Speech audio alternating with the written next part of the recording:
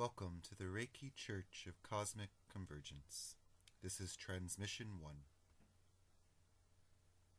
The Supreme Fact of the Universe. The great central fact of the universe is that spirit of infinite life and power that is back of all, that animates all, that manifests itself in and through all. That self-existent principle of life from which all has come, and not only from which all has come, but from which all is continually coming. If there is an individual life, there must of necessity be an infinite source of life from which it comes. If there is a quality or a force of love, there must of necessity be an infinite source of love whence it comes. If there is wisdom, there must be the all-wise source back of it from which it springs. The same is true in regard to peace. The same in regard to power, the same in regard to what we call material things.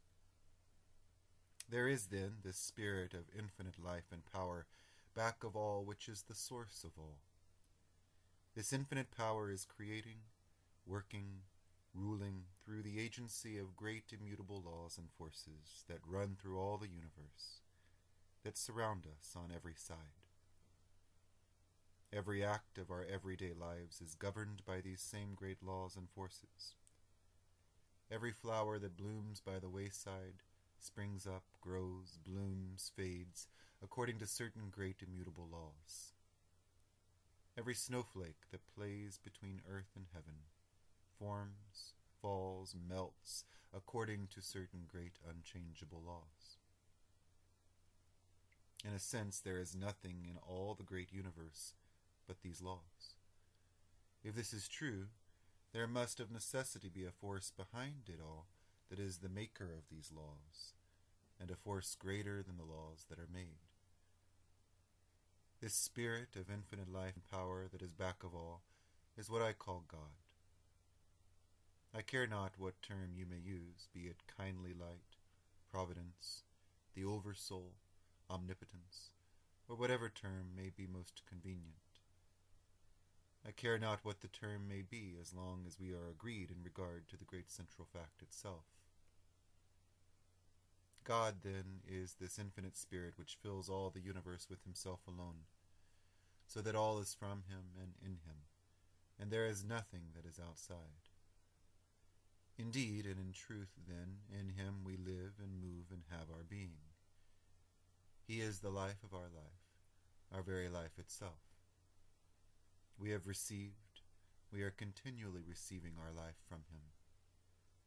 We are partakers of the life of God, and though we differ from him in that we are individualized spirits, while he is the infinite spirit, including us, as well as all else beside, yet in essence the life of God and the life of man are identically the same, and so are one. They differ not in essence, in quality, they differ in degree. There have been and are highly illumined souls who believe that we receive our life from God after the manner of a divine inflow. And again there have been and are those who believe that our life is one with the life of God, and so that God and man are one. Which is right? Both are right. Both right when rightly understood. In regard to the first, if God is the infinite spirit of life back of all whence all comes, then clearly our life as individualized spirits is continually coming from this infinite source, by means of this divine inflow. In the second place, if our lives as individualized spirits are directly from, are parts of this infinite spirit of life, then the degree of the infinite spirit that is manifested in the life of each must be identical in quality with that source. The same as a drop of water taken from the ocean is in nature, in characteristic, identical with that ocean, its source. And how could it be otherwise? The liability to misunderstanding in this latter case, however, is this: in that although the life of God and the life of man in essence are identically the same, the life of God so far transcends the life of individual man that it includes all else beside. In other words, so far as the quality of life is concerned, In essence, they are the same. So far as the degree of life is concerned, they are vastly different.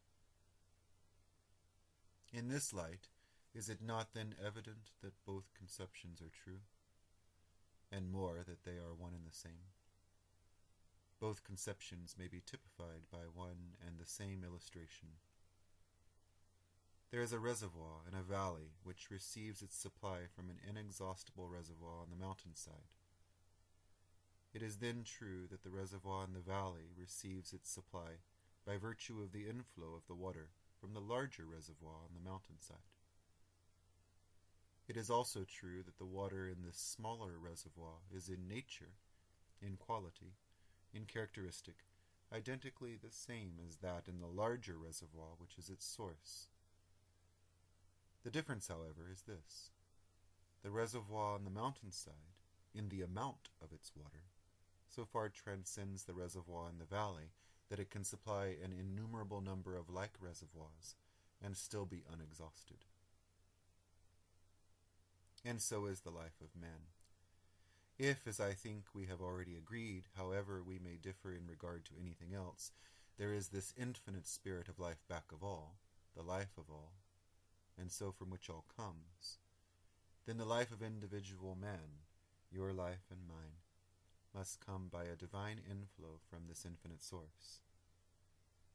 And if this is true, then the life that comes by this inflow to man is necessarily the same in essence as is this infinite spirit of life. There is a difference. It is not a difference in essence. It is a difference in degree. If this is true, does it not then follow that in the degree that man opens himself to this divine inflow, he approaches to God? If so, it then necessarily follows that in the degree that he makes this approach, does he take on the God powers? And if the God powers are without limit, does it not then follow that the only limitations man has are the limitations he sets himself, by virtue of not knowing himself?